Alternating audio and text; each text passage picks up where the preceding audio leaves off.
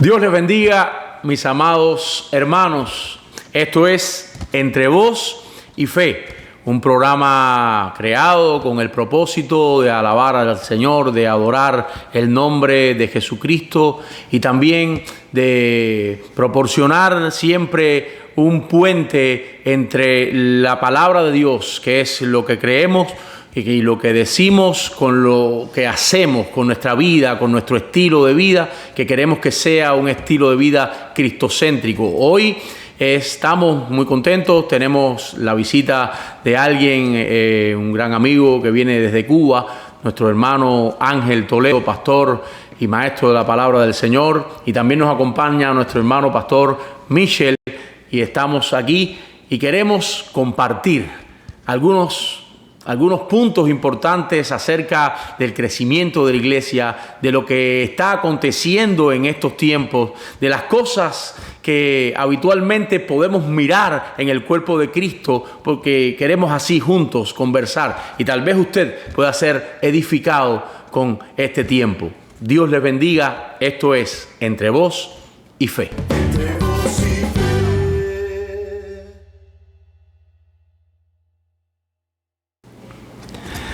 Dios les bendiga mucho, mis hermanos. ¿Cómo se sienten? Todo bien, bendecidos y muy agradecidos de compartir este tiempo. Igualmente, mi hermano, muchas gracias por la invitación. Me siento bendecido y de ser parte de este gran programa que el Señor ha motivado en tu corazón para seguir adelante. Tenemos realmente muchísimas cosas de las cuales podemos hablar, ¿no? Pudiéramos estar toda la noche, toda la madrugada, porque la palabra de Dios es tan hermosa, tan extensa, y siempre que comenzamos a hablar con un tema, pues surge otro y otro y otro. Pero creo que es un buen momento y estamos en tiempos, como lo describe la palabra del Señor, en tiempos peligrosos, ¿no? Y hay muchas cosas que surgen. Y yo quisiera, pastor, hablar acerca un poquito, ¿no? Para usted, ¿cómo me definiría desde una perspectiva bíblica qué es realmente la iglesia? Sí, la iglesia de Cristo, más que todo, es un organismo vivo, así fue diseñada. Por eso Pablo usa la metáfora del cuerpo de Cristo para hablar de la dinámica espiritual, la dinámica de vida que debe tener la iglesia del Señor. Cuando uno va al Nuevo Testamento, se da cuenta que la iglesia, más que una institución o una organización humana, debe funcionar como una familia, una comunidad.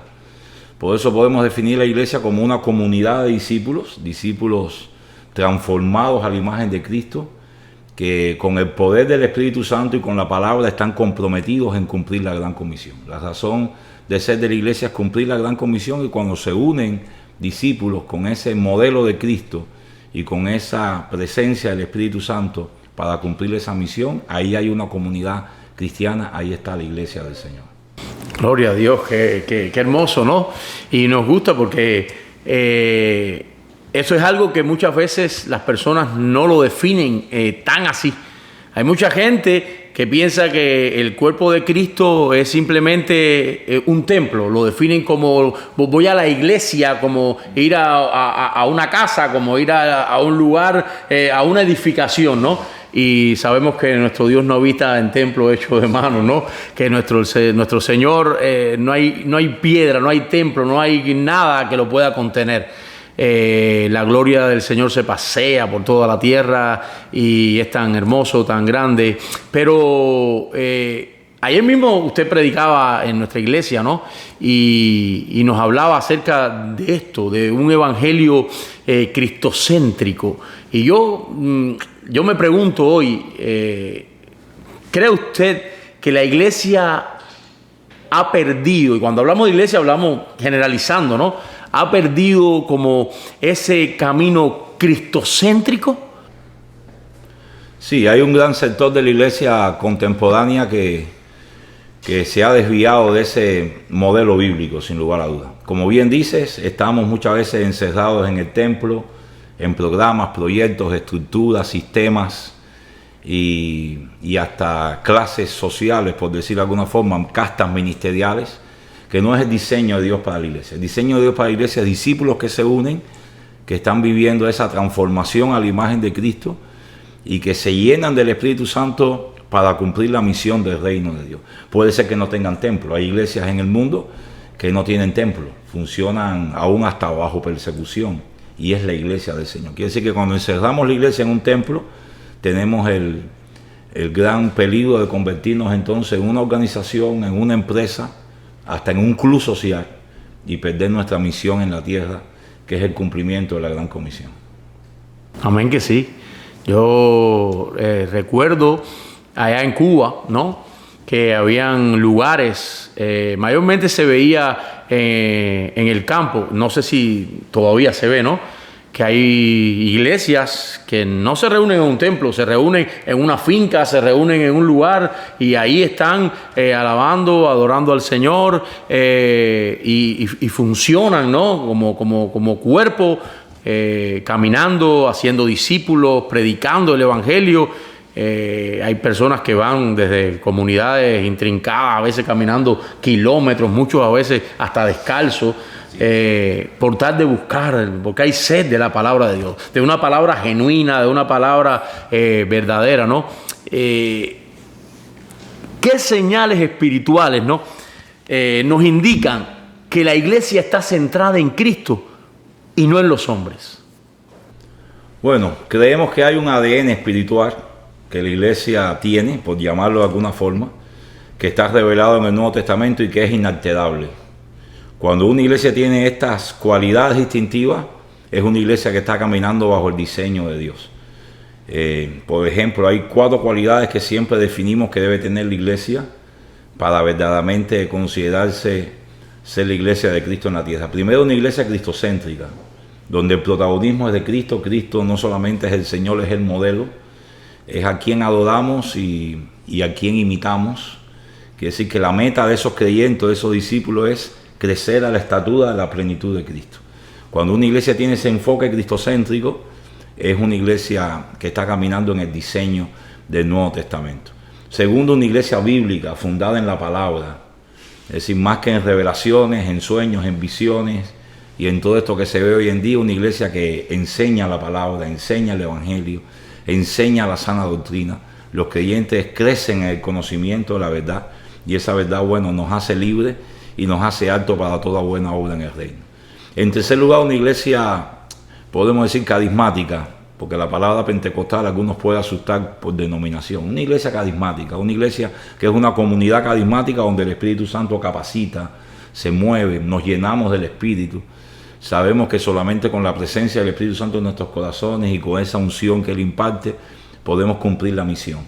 Entonces, una iglesia que hay búsqueda del Espíritu, hay llenura del Espíritu, eso lo vemos en el libro de los Hechos continuamente. Y lo otro que vemos en el Nuevo Testamento es una iglesia misionera, una iglesia enfocada hacia afuera, una iglesia con pasión evangelística, pasión por las almas, a buscar al perdido, a cooperar con el avance del reino de Dios hasta los confines de la tierra. Esa es la misión de la iglesia. Entonces, donde hay una iglesia cristocéntrica, bíblica, carismática, misionera, ahí está la iglesia del Señor. Lamentablemente hoy hay iglesias que se alejaron de ese modelo, se llaman iglesias, pero no son así. En vez de ser cristocéntricas, hay protagonismo humano. En vez de ser bíblicas, hay revelaciones extrabíblicas, proféticas, que la gente persigue. En vez de depender del Espíritu Santo, se dependen de programas, de proyectos, de estructuras, de estrategias. Y en vez de ser una iglesia misionera, está enfocada hacia adentro, en ser una mega iglesia, en ser una super empresa. Entonces ahí están los dos paradigmas que se confrontan y que definen la verdadera iglesia del Señor. Y aparentemente se ve muy fácil, ¿no? Porque se ve fácil. Una iglesia cristocéntrica, una iglesia centrada en la verdad de la palabra de Dios, una iglesia que se llena del Espíritu Santo y por tanto con todas esas herramientas, una iglesia llamada a predicar, una iglesia a ir a las misiones, a proclamar el nombre de Cristo, porque para eso el apóstol Pedro hablaba y decía que para eso hemos sido llamados. Somos real sacerdocio, somos linaje escogido, pueblo adquirido por Dios, y cualquiera pensaría, ¿no? Y hay mucha gente que como que vive orgulloso de esos títulos, ¿no? Yo soy pueblo de Dios, yo soy linaje escogido, yo soy real sacerdocio, y pensamos que ya ahí como que llegamos al clímax de todo creyente, de todo cristiano, pero nos seguimos leyendo que el apóstol sigue diciendo para Es con un propósito, por tanto, ese no es el fin, es que hay un propósito. El fin es para anunciar las virtudes de aquel que nos llamó de las tinieblas a su luz admirable. Entonces, hoy aparentemente, cuando nos miramos desde esta perspectiva, pastor, es fácil, simplemente ser cristocéntrico, estar centrado en la palabra, llenarnos del Espíritu Santo e ir a las misiones. Ahora, ¿por qué tan difícil le cuesta o hay tanta dificultad, ¿no?, para implementar esto dentro de las iglesias? ¿Por qué el hombre quiere tergiversar esto y por qué entonces tanto error doctrinal en estos tiempos? Sin lugar a duda, el problema es que estamos alejados del diseño bíblico. Yo hablaba con Miche en estos días que estamos tan centrados en un diseño que viene a suplir la cultura, que viene a suplir la necesidad, ¿sabes?, del ser humano, ese egocentrismo. Entonces hemos creado iglesias que están diseñadas para satisfacer el protagonismo humano. Y entonces no es el diseño de la Biblia. Ya cuando uno se va del diseño, ahí vienen los errores doctrinales, ahí viene el enfoque errado en cuanto a la misión del Señor, el desviarnos del diseño bíblico. Los tiempos han cambiado, la cultura es diferente, pero los principios del reino de Dios son los mismos. Entonces uno puede estar en cualquier contexto y tiene que buscar eso, que ese ADN espiritual de la iglesia verdaderamente sea funcional. Nos vamos entonces a grandes eventos, nos vamos a superestructuras, nos vamos a tener títulos, a usar a los creyentes para satisfacer nuestros proyectos. Hoy las iglesias en día, como hemos hablado con el pastor Michel, son una fábrica de producir miembros y no de formar discípulos. Nos conformamos con tener el templo lleno de miembros que sean fieles, que cooperen, que diezmen, que ofrenden, que asistan, que apoyen. Y no está el énfasis de formarlos como discípulos que crezcan a la imagen de Cristo y que formen otros discípulos. Al alejarse del modelo bíblico, repito, entonces vienen todos los demás errores que son daños colaterales que afectan la salud espiritual de la iglesia. Es como se llamaría el evangelio fácil, ¿no? El evangelio es ese de que no importa, no tienes ningún tipo de responsabilidad, simplemente cumplir con lo que se dicta en la iglesia, diezmar, ofrendar, asistir a cada servicio que puedas, ¿no? Y estar ahí, ser una confraternidad, ser un grupo de personas que están allí haciendo un número. Muchas veces las personas simplemente dentro de una iglesia son un número, ¿no? Es para como que ocupar un asiento. Pero realmente las iglesias están llenas, pero los corazones están vacíos. Y realmente no es lo que nos enseña la palabra, no es lo que vemos en la Biblia. Y vemos cómo lamentablemente hoy el hombre se ha volcado, más que en buscar a Dios, en buscar a los hombres. O sea, lo vemos con estos movimientos de profetas y de personas como que hoy daba una clase y le decía a los hermanos, ¿no? Que hoy estos ministerios, ¿no?, de apóstoles, profetas, como que son ministerios como visibles, ¿no? Evangelistas, y todo el mundo quiere ser apóstol, profeta, evangelista, porque como que es lo que ven. Yo le decía, hoy realmente el magisterio es algo que nadie quiere ser maestro de la palabra. No sé si es que no quieren estudiar o es que como que no le dan la importancia necesaria al magisterio, o tal vez es el ministerio que no se ve, ¿verdad? Está ahí, yo no quiero ser maestro, yo quiero ser evangelista. ¿Por qué? Porque hay que hacer milagros, señal, todo el mundo ve, todo el mundo sí, quiero ser profeta. Y entonces el hombre sigue todas estas cosas. Y entonces mi pregunta, cuando yo voy a la Biblia, yo veo que las personas le huían antes a los profetas. Antes de correr detrás del profeta, cuando llegaba el profeta, las personas se iban.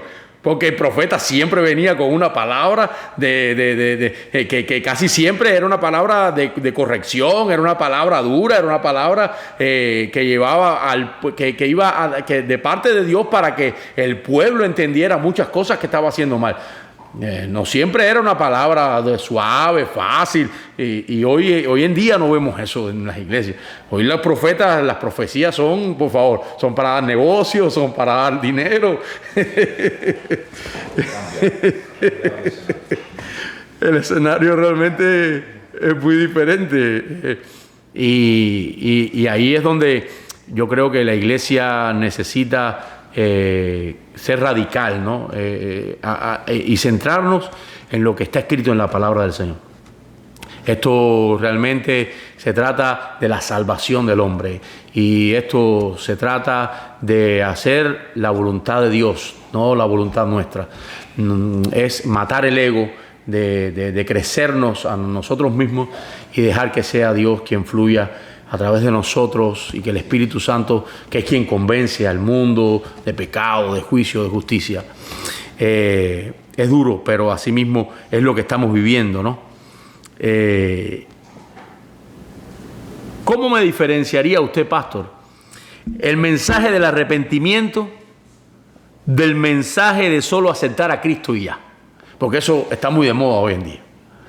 Vemos que acepta a Cristo, acepto a Cristo, pero ya. Pero la persona a veces ni se arrepiente. Y como que eso como que crea una confusión. No, él aceptó a Cristo. Como que ya aceptó a Cristo, ya es un cristiano de años, ya es un redimido ya completo, porque dicen que aceptó a Cristo. Pero muchas veces esas personas ni han entendido el Evangelio. Bueno, esa fórmula de profesión de fe de aceptar a Cristo no aparece en la Biblia. Si vamos a la Biblia, nunca Jesús lo usó, nunca lo usaron los apóstoles. El llamado de Juan el Bautista, el llamado de Jesús, el llamado de los apóstoles fue el arrepentimiento. No estoy en contra de ayudar a una persona orando con ella a que se entregue al Señor, pero hay llamados a salvación que verdaderamente se alejan por completo del verdadero mensaje del Evangelio. Darle un lugar a Cristo en tu corazón. Nunca Cristo pidió un lugar en el corazón, ni darle una oportunidad a Cristo. Nunca tampoco Cristo pidió una oportunidad. Cristo lo que siempre demandó fue arrepentimiento. Y arrepentimiento, en primer lugar, es convicción. Soy un pecador, que lo que merezco es el infierno. Segundo, confesión, pedir misericordia, clamar a Dios por misericordia, que perdone el pecado. Tercero, la decisión de separarme del pecado, la separación. Estoy entregando mi vida al Señor para romper con mi vida pasada. Y cuarto, la restitución. Estar dispuesto a reparar el daño que hice. Si que alguna persona dañé, pedir perdón, reparar cualquier daño cometido. Si una persona no viene con esa actitud a Cristo, no nace de nuevo. Porque el nuevo nacimiento viene por la fe en la obra redentora de Cristo y el arrepentimiento. Entonces, cuando presentamos el Evangelio, yo creo que la gran responsabilidad o la gran culpabilidad de que hay gente que haga una profesión de fe tan vacía es de los predicadores, que buscamos, como bien dice, una fórmula fácil para tener gente en el altar que repitan con nosotros sin llevarlos a una verdadera actitud de arrepentimiento, que entiendan que lo que están haciendo es renunciando a su vida y rindiéndose bajo el señorío de Cristo. Entonces, cuando hacemos un llamado fácil, la gente no comprende lo que está haciendo, repiten una oración, salen y su vida sigue igual, porque no se produjo el milagro de la salvación del nuevo nacimiento. Así que hay responsabilidad cuando uno le presenta el llamado a una persona en una conversación quizás individual o aún en una congregación. Cuando uno hace un llamado, tiene que hacer un llamado verdaderamente bíblico, un llamado a rendirse, a humillarse, a arrepentirse y a entregarle su vida bajo el señorío de Cristo. De lo contrario, no hay nuevo nacimiento y no hay experiencia de salvación. Wow, gloria a Dios, así mismo es. Realmente, Miche no ha hablado nada. No, estaba esperando que me dieran la oportunidad, pero no, estoy totalmente de acuerdo con nuestro hermano Pastor Toledo. Pienso que todo nace de un protagonismo humano, amén, de un ego humano, que tristemente vemos que a pasar de los años, de los tiempos, va en crecimiento en todas las congregaciones, sin señalar a ninguno en particular. Pienso que eso es el arma, una de las armas fundamentales que tiene el enemigo hoy, las tinieblas en las iglesias, la fomentación de la elevación del ego humano, que empieza desde el mismo evangelismo. Cuando vemos las evangelizaciones, vemos congregaciones buscadas a las calles evangelizando, prometiendo cosas terrenales, prometiendo cosas de este mundo, que no tienen nada que ver con el verdadero evangelio. Como decía Pastor, la persona tiene que estar convencida de que necesita arrepentimiento si quiere que su alma sea salva. Podemos poner ejemplos, personas prometiendo restauración matrimonial, restauración económica, que no es que Dios no pueda hacer eso, pero no debe ser el centro del motivo de arrepentimiento de la persona. Entonces vemos que cuando a una persona se le promete esto, realmente no ha cambiado su corazón, realmente no ha entendido de qué se trata el mensaje del evangelio. Y entonces vemos después cuando la persona recibe lo prometido humanamente o simplemente no lo recibe, vemos cómo la persona poco a poco se va alejando del evangelio, de la verdadera promesa que es la salvación de nuestras almas. A Jesús se acercaron mucha gente, no todos decidieron ser discípulos, lo vemos en los evangelios. Hay personas que iban por los panes y los peces, las multitudes. La Biblia clasifica a dos tipos de personas. Unos son realmente discípulos y otros son multitudes. Y esto lo vemos realmente en todas las congregaciones. Por eso hoy vemos tanta escasez de conocimiento, tanta pobreza de la Biblia en todas estas falsas doctrinas que se están moviendo hoy tristemente en contra del verdadero mensaje del Evangelio, porque realmente no se le ha enseñado realmente a la persona. Vemos iglesia bautizando sin que la persona realmente sea instruida a qué reino está perteneciendo, a qué rey sirve. Y entonces son puntos doctrinales importantes para que la persona entienda cómo debe caminar en su fe. Los cimientos tienen que ser bien puestos, tienen que ser discipulados correctamente. Cuando vemos, por ejemplo, el pasaje de Romanos 12, me encanta mucho ese pasaje. Vemos que Pablo le explica a esta comunidad de romanos que somos el cuerpo de Cristo, que todos somos iguales. Yo sé, como explicaba el pastor, vemos protagonismo, vemos casta, vemos niveles en el Evangelio. Cuando Pablo no está diciendo eso en Romanos, está diciendo que somos capacitados para cumplir una misión dentro del cuerpo de Cristo y en la extensión del reino del Evangelio. Pero vemos que esto no pasa porque no se cumple el principio del capítulo 12 de Romanos. No vemos que la gente realmente se entrega como sacrificio vivo, no se vacía de la vida humana, sino que sigue en el Evangelio tratando de cumplir sus planes, sus propósitos, sus anhelos humanos. Entonces, si eso no se cumple realmente en la vida del cristiano, pues entonces vamos a ver que la persona realmente no va a dar fruto y no va a glorificar a Dios. Volvemos a lo mismo, ¿no? El Evangelio fácil. Y cuando nosotros vamos a la Biblia vemos que hay muchas cosas, ¿no?, que no se predican hoy. De hecho, no se predican desde los púlpitos. Porque, por ejemplo, el sufrimiento del cristiano, eso no se predica desde los púlpitos. Hoy se predica la fe. Hoy se le enseña a la gente que tú puedes ser grande, tú puedes ganar, tú eres un vencedor, tú eres un victorioso, y toda es una motivación a que la persona realmente piense, crea que en la vida todo va a ser solamente color de rosa, ¿no? De que no va a tener problemas, de que no va a haber batallas, cuando el mismo Jesús dijo, en el mundo tendréis aflicción, ¿no? Pero confiad, yo he vencido al mundo. Hay una promesa hermosa, ¿no? Y Jesús lo declaró. Vemos allí en la vida de los propios apóstoles quién es mejor que los propios apóstoles. Pero cuando vamos a la vida de los apóstoles vemos todo el sufrimiento que tuvieron. Y ahora podemos decir, ¿acaso no tenían fe? ¿Acaso no tenían autoridad para aquellas personas que venían a tomarles presos, a azotarles, a darle latigazo cuando estaban allí, que eran tomados prisioneros? ¿Acaso no tenían autoridad para levantarse y decir, no, en el nombre de Jesús a mí no me da un latigazo? Entonces, eso se contrapone al mensaje de hoy. El mensaje de hoy es el capítulo 11 de Hebreos, por la fe. Alcanzaron muchos esto, aquello, otros taparon boca de leones, otros, y ahí dejamos, ese es el mensaje de hoy. Pero hay un versículo donde hay una inflexión y dice, otros, pero otros, esa parte la borramos, esa parte hoy no se predica. Otros fueron muertos a filo de espada, murieron en boca de leones. ¡Wow! Entonces, y esto nos habla el escritor de Hebreos que eran también hombres de fe. Por tanto, hay momentos donde el cristiano tiene que pasar por situaciones, por sufrimientos. Entonces, les estamos vendiendo a las personas un evangelio que no es el evangelio bíblico. Por eso cuando viene una situación, un problema, cuando llega algo a sus vidas, es cuando las personas van atrás, dejan de creer, porque les enseñaron que iban siempre a vencer y que siempre iban a hacer y que a sus vidas no iba a venir nada que pudiera tocarles, ¿no? Pero la verdadera fe es que en medio de todo proceso entendamos el señorío de Cristo sobre nuestras vidas para poder crecer, ¿no? Creo que es así, no sé si, pero ¿pasa hoy o no pasa, pastor? ¿El sufrimiento se predica en las iglesias? No, hoy más que todo hay un mensaje triunfalista, como bien dice. Hay un mensaje, como decía Miche, enfocado en el ego humano, en conquistar, en ser un héroe, en ser un campeón, en ser un matador de gigantes. Pero cuando uno va a la Biblia, el sufrimiento es parte del modelo de Cristo.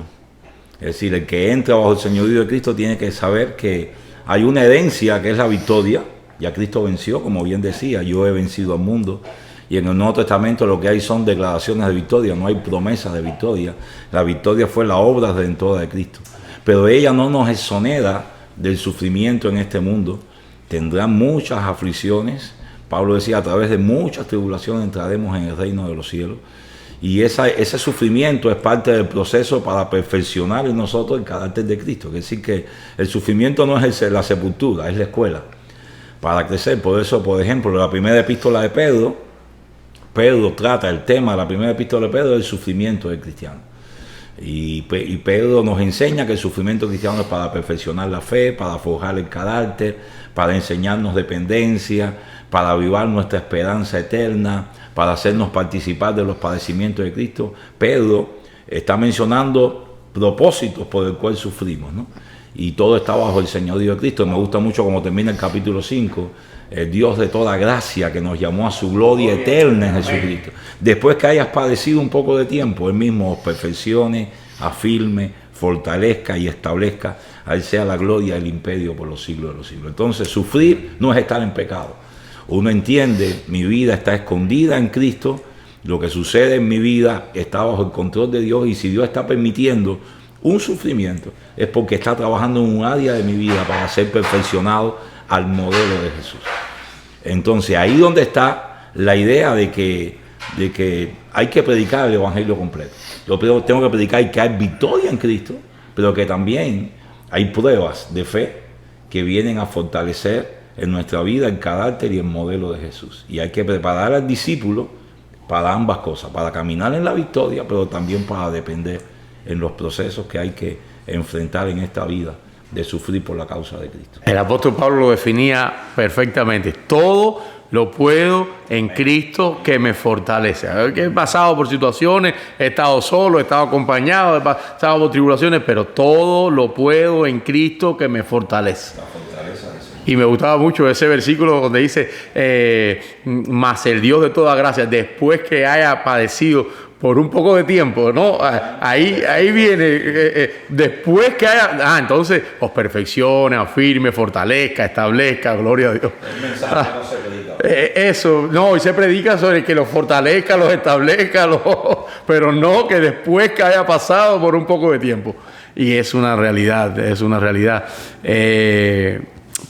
Y por eso es que se cuelan, ¿no? Tantas falsas doctrinas dentro de las iglesias. No sé, pastor, si tiene algunas de las falsas doctrinas que están hoy en el mundo como que más relevantes, pudiéramos llamarle, ¿no? Pudiéramos decir. Sí, hay muchas. De cierta manera hay una contraposición. Hay un evangelio cristocéntrico que se predica hoy en iglesias que están bien enfocadas en la palabra, y hay un evangelio antropocéntrico, enfocado en el hombre es el centro. Este evangelio cristocéntrico es la teología del señorío, podemos definirla así, es decir, personas rendidas bajo el gobierno, bajo el reino de Dios, bajo el señorío de Cristo. Y es todo este mensaje de rendirse, de ser lleno del Espíritu, de santificarse, de consagrarse, de comprometerse a la visión, a la misión del reino de Dios. Ese es el sano evangelio. Está el otro evangelio antropocéntrico que se basa en la teología del dominio, el empoderamiento. En vez del arrepentimiento, el empoderamiento. Soy empoderado para reinar, no para ser gobernado, sino para reinar con Dios. Estoy al mismo nivel ahí del Señor porque Él me ha dado autoridad y arrebato, decreto, desato, ato, establezco, confieso. y entonces estoy usando a Dios para mi propósito en vez de dejarme usar para el propósito de Dios. De ahí sale entonces todo lo demás que vemos hoy en día de doctrinas extrañas en la iglesia, doctrinas de pequeños dioses, doctrinas de confesión positiva, doctrinas de prosperidad y todas estas doctrinas que no tienen el mensaje de la cruz como centro. Cristo es una referencia de segundo plano en un mensaje. Todo se basa en tomar historias bíblicas, sacar aplicaciones, muchas veces alegorizando el pasaje y trazando un evangelio centrado en satisfacer el ego humano en vez de ser crucificados con Cristo. En vez de predicar el evangelio de que con Cristo estoy crucificado y que ya no vivo yo, ahora vive Cristo en mí. Esa es la tendencia de los últimos tiempos, de los cuales nos alertaba la palabra ya desde que fue inspirada por los apóstoles. Pero a la misma vez, realmente podemos decir que entonces ahí, ¿no? Juegan un rol importante los pastores y maestros en las iglesias, ¿no? ¿Qué responsabilidad, hasta qué punto, ¿no?, de responsabilidad tienen los pastores y maestros al predicar de esta manera o al permitir que estas doctrinas entren a las congregaciones, ¿no? Miche va a hablar de eso, porque hemos hablado en estos días. Bueno, yo pienso que toda persona que ha conocido la verdad es responsable de transmitir la verdad, porque a eso somos llamados. Hemos sido llamados a ser discípulos. Entonces, siempre y cuando se nos presente, yo pienso, el desafío de predicar y exponer la verdad, es en cualquier plataforma, en cualquier escenario que estemos, somos responsables y se nos hará responsable. La misma Biblia dice de que más se le da, más se le va a exigir, ¿verdad? Entonces yo pienso que cada uno desde su plataforma es responsable de predicar y enseñar la verdad, de hacer discípulos, como venimos hablando, ¿verdad?, aquí en este programa. La idea, yo pienso que no debe ser de debatir ni crear atmósferas que puedan crear desánimo, descontento, pero sí debemos ser un testimonio de la verdad, desde nuestra vida, pienso yo, hasta las cosas que enseñamos, que todo lo que nosotros enseñamos sea tenga una imagen, un reflejo en nuestra vida. Yo pienso que eso es lo más importante, que la gente vea reflejada, ¿verdad?, el carácter de Cristo en nosotros. Y simplemente el Espíritu Santo va a hacer la obra, va a tocar los corazones donde quiera que estemos. Porque en realidad el Evangelio no es para contender, el Evangelio no es para hacer guerras donde quiera que estemos, pero sí pienso que el cristiano verdadero, el discípulo verdadero, tiene toda la responsabilidad y toda la autoridad dada por Dios por enseñar la verdad, que es la que hace libre a las personas. Pero cuando no pasa eso, cuando realmente o lamentablemente, ¿no?, algunas personas, ¿no?, ministros, algunos ministerios se esfuerzan, ¿no?, por caer en esas doctrinas de error. ¿Qué puede hacer? Ahora ya desde el punto de vista de un discípulo, de un nuevo convertido, ¿qué puede hacer un creyente que está comenzando, dando sus primeros pasos en el Evangelio, o tal vez ya lleva otro tiempo, para hacer que crezca su discernimiento espiritual acerca de estas doctrinas? Yo creo que hay que tener el espíritu que tenían los cristianos de Berea, los creyentes de Berea. Pablo llegó predicando el Evangelio y ellos fueron a consultar la Escritura, lo que Pablo le estaba presentando, y era el apóstol Pablo, que ya venía con un currículum de haber estado predicando en su primer viaje misionero, parte de su segundo viaje misionero, pero ellos no se fueron tras el mensaje de Pablo, fueron a la Escritura a verificar si lo que Pablo estaba predicando tenía que ver con las profecías mesiánicas, con la palabra, verificaron y entonces aceptaron el mensaje de Pablo. Lo que pasa hoy en día es que decimos amén a todo mensaje motivacional, a todo mensaje que nos hace quizás llamar la atención, que es novedoso, y el pueblo no consume Biblia. El creyente de hoy se alimenta de las redes, de los mensajes, de todo lo que circula quizás en las plataformas a las cuales tenemos acceso, pero no hay un hábito devocional de leer la Biblia, de estudiar la Biblia. No entrenamos a nuestros creyentes como pastores para que puedan ellos mismos, a la luz de la palabra, discernir el mensaje. Y por eso hay tanta gente que con el buen deseo de buscar a Dios son engañados. Son engañados por predicadores que tienen elocuencia, tienen carisma, tienen personalidad influyente y ya los arrastran del error a estas fábulas humanistas, ¿no? Pero si los creyentes de hoy en día consumieran Biblia, estudiaran Biblia en familia, el padre de familia, la madre de familia reuniera a sus hijos para leer la Biblia devocionalmente, retomar la senda antigua, retomar lo que hacían los primeros cristianos, estaríamos entonces con un discernimiento para escuchar un mensaje y poderlo desechar. Quiere decir, no podemos estar atrás de todas las corrientes que se predican a conocer todo, porque sería imposible. Hay tantas cosas que se predican hoy en día erróneas que no alcanza el tiempo para estar detrás de todas ellas. Pero si uno conoce la verdad y está bien fundamentado en la verdad, lo que nos prediquen ya nos va a sonar diferente a lo que hemos creído y lo vamos a desechar. Es como que trabaja en el banco, que le enseñan cuál es el billete verdadero. Ya el falso que llega a sus manos lo sabe identificar. Entonces, ahí tenemos que entrenar. Solamente de tocarlo. Ahí tenemos que entrenar a los creyentes. Biblia, la sana doctrina, las doctrinas fundamentales, lo que se aleje de esto no es el evangelio y hay que desecharlo. Creo que ahí está el gran problema de la cristiandad hoy que tenemos en el siglo XXI. Y muy interesante esto, ¿no? De hacerlo en familia. Porque a veces como que la responsabilidad de nuestros hijos se la dejamos a los maestros de escuela dominical, al líder de jóvenes tal vez. Y la palabra del Señor nos enseña, ¿no? Y tenemos ahí mismo, por ejemplo, al joven Timoteo, como Pablo escribiendo le dice la fe no fingida que habitó allí en tu abuela, ¿no? Loida, y después en tu madre, Eunice, sabiendo y mirando ahí esas generaciones, ¿no? La abuela, la madre, había un legado de fe, una abuela que había enseñado a la madre que había enseñado al hijo. Allí eso es síntoma de que se reunían, de que hablaban, de que estudiaban juntos, porque por eso el joven Timoteo tenía ese fuego. Y de hecho cuando llegó el apóstol Pablo, muchos le hablaron de Timoteo y le hablaron de ese joven como que era alguien que realmente Dios estaba usando. Era un joven que se ve que lo que estaba haciendo, lo estaba haciendo con un corazón completamente para Dios. Pero por eso yo pienso que el problema hoy en día es que en nuestra iglesia nos llenamos de programas y debilitamos la familia. Es decir, increíblemente, sin tener la intención lo hacemos. Es decir, ponemos al hombre en un ministerio, a la mujer en otro, a los hijos en otro. Creamos programas para satisfacer las necesidades en vez de entrenar a la familia para funcionar como una familia cristocéntrica que estudia la palabra. Entrenar a los padres para enseñar a los hijos.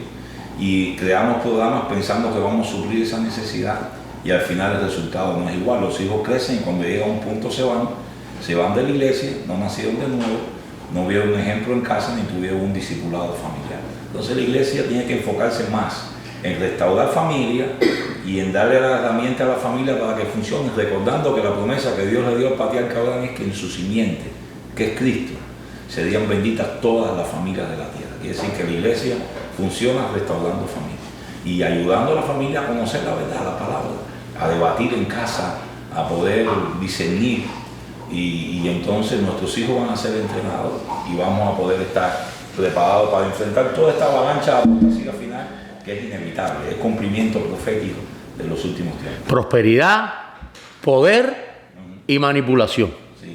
Eso es lo que vivimos hoy en el día a día, ¿no? Y uno se preguntaría, ¿no? ¿Por qué la doctrina de la prosperidad como ha tomado tanta fuerza en estos tiempos? Porque es una doctrina que encaja en las personas de una manera tremenda, ¿no?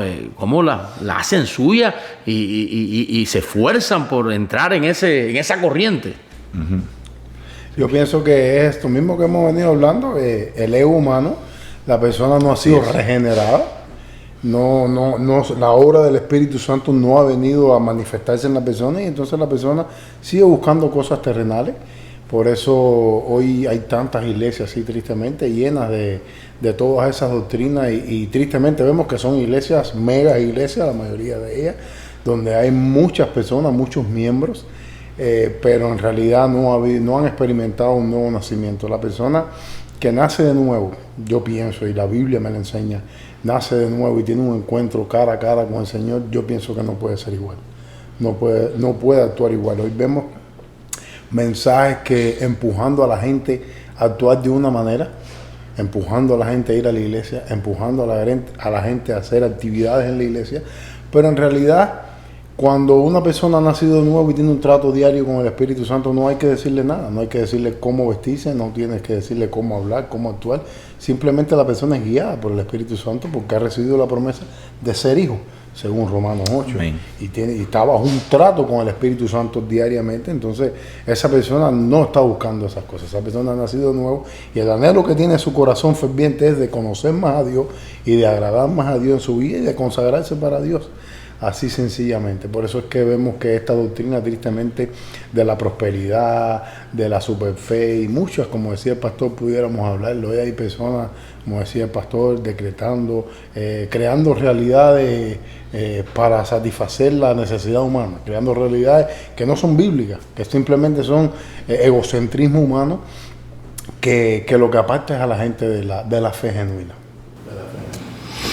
Entonces yo podría, ahora que me surge otra pregunta, ¿no? Y es que ¿es bíblico esperar la bendición material como señal de prosperidad de parte de Dios? ¿O de bendición de parte de Dios? ¿O de favor de Dios a mi vida? Yo creo que Dios bendice, Dios provee, Dios sustenta, Dios prospera. Ahora, el concepto de prosperidad en la Biblia aparece en la segunda carta a los Corintios, capítulo 8, 9, cuando Pablo está hablando de finanzas. El tema de Pablo ahí es finanzas, mayordomía. Y Pablo expresa el concepto de prosperidad de esta manera, que estamos siendo bendecidos cuando tenemos nuestras necesidades suplidas y podemos abundar en buenas obras. Si una persona, un creyente que vea sus necesidades suplidas, que Dios ha bendecido su trabajo, que Dios sustenta a su familia y que aparte pueda abundar en buenas obras, ayudar al pobre, esa persona está bendecida, es próspera. Es decir, que prosperidad no es abundancia de bienes que me sobran para vivir como un millonario. Prosperidad es ver la provisión de Dios cada día, sustentando nuestra familia y pudiendo ayudar a otros. Entonces yo creo que sí, que Dios sustenta, Dios provee, Dios prospera hasta ese grado que estamos hablando. Pero el creyente tiene que estar preparado como Pablo decía, por todo estoy enseñado. Sé vivir en escasez y sé vivir en abundancia. Va a haber etapas de escasez, va a haber etapas de abundancia, va a haber etapas donde vamos a estar apretados económicamente, va a haber etapas donde vamos a ver una provisión más abundante. Y Pablo decía, por todo estoy enseñado, para estar saciado, para tener hambre, y ahí donde viene la gran declaración, todo lo puedo en Cristo que me fortalece. Pero es lindo ver que ese capítulo 4 de Filipenses termina Pablo diciendo, mi Dios pues suplirá todo que os falta conforme a sus riquezas en gloria en Cristo Jesús. Entonces hay un Dios que suple, que provee, que en el Sermón del Monte dijo, no se preocupen, si Dios viste las flores, si Dios sustenta a los pajarillos, ¿cuánto no va a hacer con sus hijos? Entonces lo vemos así. Lo que no podemos hacer es una doctrina de que si tú no prosperas económicamente y no tienes abundancia, estás en pecado. Y el que prospera económicamente, entonces estás en bendición, porque mucha gente está prosperado económicamente y son impíos. No conocen a Dios. Son millonarios en este mundo. Tienen bendición, se van al infierno. ¿De qué vale todos sus bienes materiales si no han conocido a Cristo? Entonces, la abundancia de bienes no es señal de aprobación de Dios. Dios sí sustenta a sus hijos, provee a sus hijos, pero eso no es una señal. La señal es la vida de fe, sabiendo que cualquiera que sea mi situación, Dios está al cuidado, porque somos sus hijos y estamos siendo enseñados a depender de Él y a usar nuestra mayordomía para la bendición de otras personas. Hay un pensamiento de alguien que dijo que Dios aumenta nuestro nivel de provisión, no para que aumentemos nuestro nivel de comodidad, sino de generosidad. Sino para que busquemos más confort, sino para que seamos más generosos. Y ahí es donde está la mayordomía del cristiano en esta tierra, sabiendo que todo lo que Dios nos da es un recurso para la bendición de otros, haciendo la obra de Dios. Pero realmente para eso se necesita predicar la sana doctrina, sí o sí. Que no tiene, no hay otro lugar, ¿no?, por donde irnos. Hay un solo camino a seguir, y es a predicar la doctrina de los apóstoles. Hoy la sana doctrina muchas veces como que se ha escapado de los púlpitos. La sana doctrina hay que salir a buscar a ver por dónde anda, ¿no? Pero yo creo que debemos volver a esa senda antigua, debemos volver a esa palabra genuina, a esa palabra bíblica, a esa palabra que daban y que enseñaban que Cristo, los apóstoles, que era la palabra que se predicaba y que se enseñaba en la iglesia naciente. Porque pensamos que, bueno, tal vez eso fue para aquellos tiempos, pero la palabra de Dios y los principios del reino de Dios son los mismos, no cambian y no varían. Yo creo que se necesita la sana doctrina más que nunca en estos tiempos, en los púlpitos.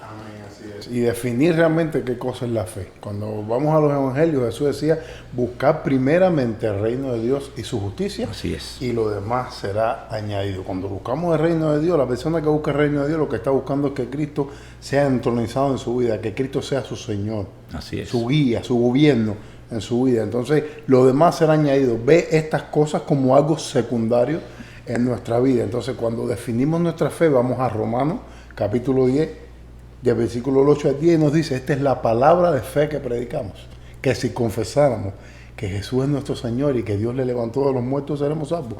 Ese es nuestro concepto, nuestro fundamento. Ese es el mensaje que nosotros tenemos que enseñar y que predicar, que fe es salvación y es gobierno de Dios en nuestras vidas. Lo que pasa es que hoy predicamos las añadiduras. Exacto. Y no del reino.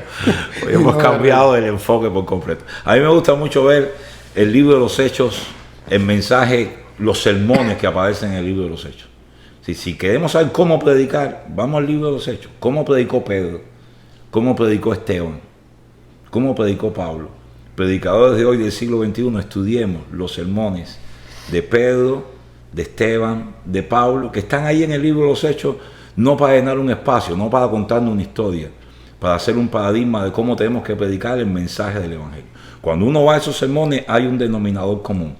Toman una semilla de fe del Antiguo Testamento, una promesa mesiánica, trazan la Escritura citando Biblia todo el tiempo.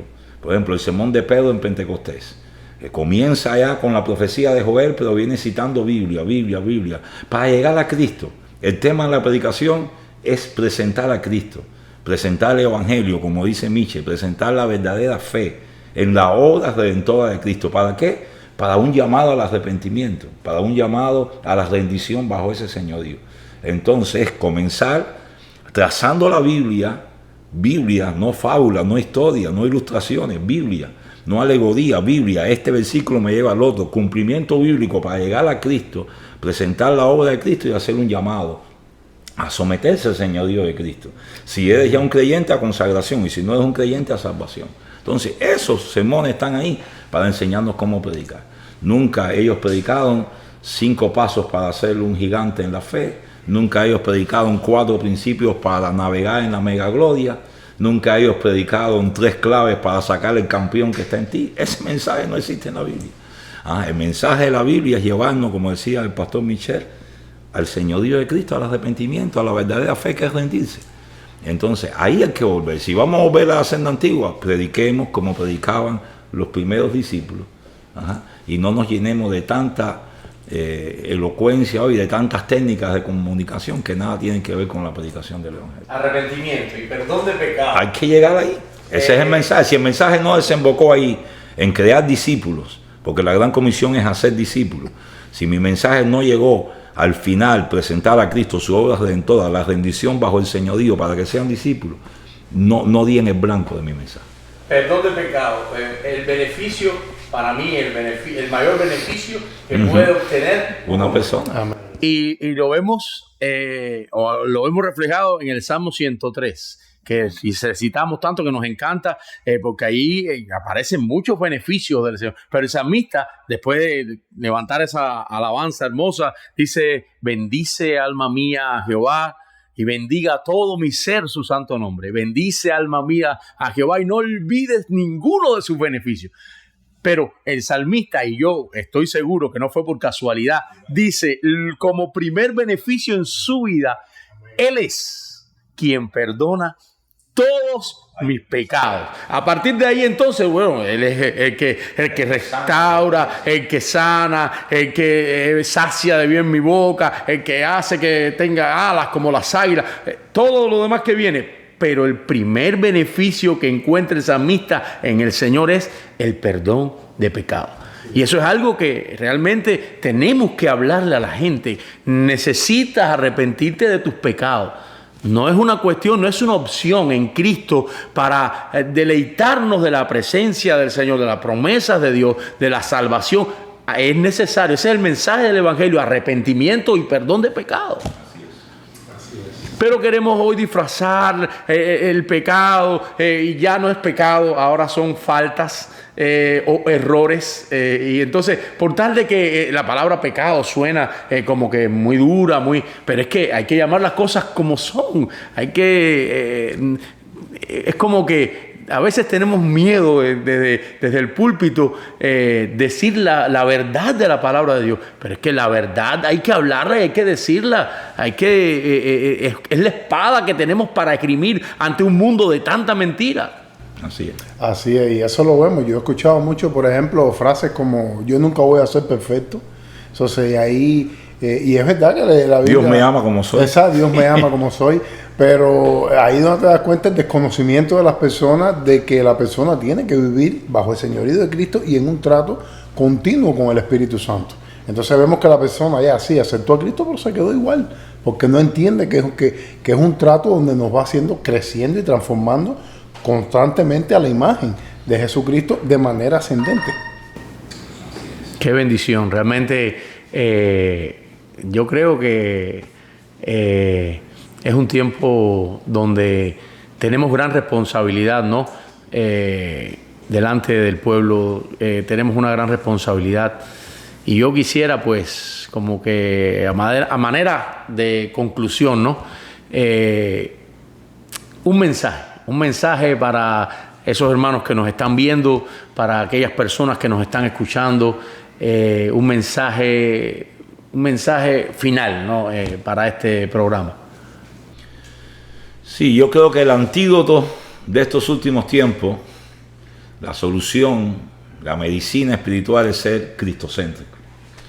El que no tenga ese enfoque cristocéntrico va a ser atrapado de una forma u otra por la corriente fuerte que está llevándose las almas de esta apostasía final. Cristocéntrico quiere decir rendirse bajo el señorío de Cristo, tener a Cristo como modelo, tener la transformación a la imagen de Cristo como la meta suprema de nuestra vida y poder caminar en las pisadas del Maestro, ser un discípulo de Cristo, un imitador de Cristo. No nos llenemos hoy de títulos ni de galardones que son añadiduras.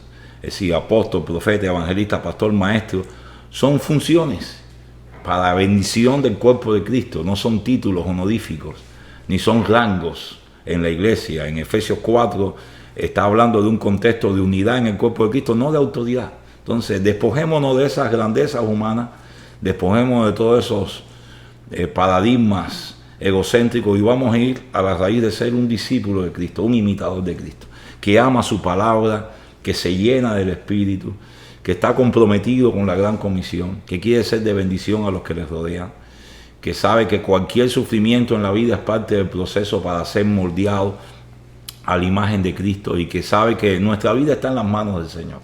Siempre lo compartimos, que el Evangelio no es venir al Señor con un papel lleno de sueños, de peticiones, de anhelos y presentarlo delante del trono de Dios y decir: Señor, firma. Lo declaro, lo decreto, lo arrebato, firma. No, el Evangelio es venir delante del Señor con el papel en blanco y nuestra firma debajo. Y decir: Señor, aquí está mi vida, haz con mi vida lo que tú quieras, porque yo fui creado para la alabanza de tu gloria. Entonces, rendirnos a ese proceso de crecer a la imagen de Cristo siendo cristocéntrico es el antídoto de estos últimos tiempos. El que quiera ser grande, más que ser fiel, quiera grandeza, va a ser atrapado por la apostasía final. Entonces uno tiene que crucificar cada día el yo, el ego, el enemigo principal, está aquí adentro. Y cada día uno tiene que estar crucificado con Cristo para que el señorío de Cristo se entronice en nuestros corazones. Gloria a Dios. Creo que sí, creo que es asimismo un mensaje completamente bíblico y un mensaje que está realmente muy a tiempo. Porque yo creo que todavía estamos a tiempo. Yo creo que la iglesia está a tiempo de volver a la senda antigua, de buscar, de preguntar, de inquirir, de volvernos a ese evangelio de la sana doctrina, a ese evangelio con esa savia divina de la palabra de Dios como nuestra única regla de fe y conducta. Porque a veces no lo decimos y lo volvemos a decir, pero es que no nos vamos a cansar de decir que tiene que ser así. Es la Biblia, nuestra única regla de fe y conducta. Esa es la constitución del reino de Dios. Y ahí, y sobre esa base, es que nosotros tenemos que caminar cada día. Y le doy gracias a Dios, ¿no? Le doy gracias a Dios porque podemos aprender todos los días algo nuevo y tenerles acá es una bendición para mí, para este programa, para nuestra familia. Así que espero que no sea el último programa. Espero tenerles acá en otros momentos. Agradecemos al Señor y damos gracias a Dios porque estos mensajes los necesitamos. Y yo sé que hay un remanente fiel que está buscando el rostro del Señor y que está rogando al Señor para que el Señor haga algo. Y en medio de tanta apostasía, en medio de tiempos peligrosos, yo sé que el Señor levantará a su pueblo con una palabra de poder, con una palabra llena de su autoridad, para que mucha gente pueda conocer el Evangelio de Cristo, tal y como fue predicado en aquellos tiempos. ¿Verdad que sí? Así que doy gracias, Michel, gracias, Pastor Toledo. Es un placer haberles tenido acá. Y a usted, una vez más, gracias por estar acá junto con nosotros, por escuchar. Dele like, suscríbase al canal si no lo ha hecho todavía, comparta, porque lo más importante es que este mensaje llegue a muchos lugares, a mucha gente, porque entendemos y creemos que Cristo viene pronto. Maranata, Cristo viene pronto. Esto es Entre Voz y Fe. Dios te bendiga. Nos vemos en un próximo encuentro.